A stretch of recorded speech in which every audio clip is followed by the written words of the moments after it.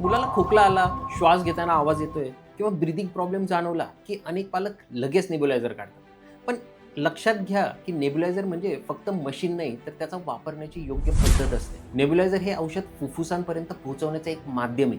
पण प्रत्येक खोकला, सर्दी किंवा तापासाठी नेब्युलायझेशनची गरज असते असं नाही. डॉक्टरांनी सांगितलेले मेडिसिन, योग्य डोस आणि योग्य फ्रिक्वेन्सी यांचं पालन करणं सगळ्यात महत्त्वाचं. नेब्युलायझर वापरताना बाळाला शक्यतो कम्फर्टेबल आणि अपराईट पोझिशनमध्ये ठेवा.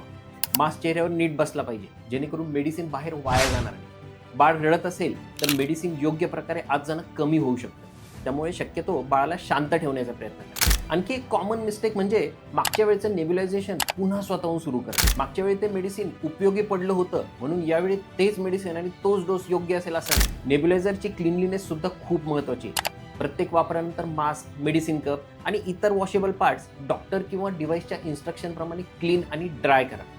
दुसऱ्या मुलासोबत नेब्युलायझेशन मास्क शेअर करू नका.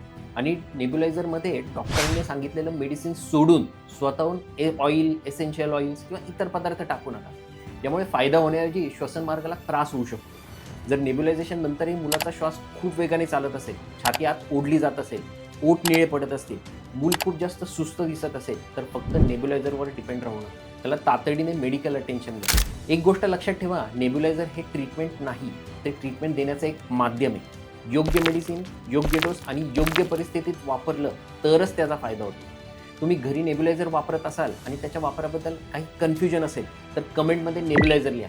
पुढच्या व्हिडिओमध्ये नेब्युलायझर वापरताना पालकांकडून होणाऱ्या कॉमन मिस्टेक्सबद्दल सांगू.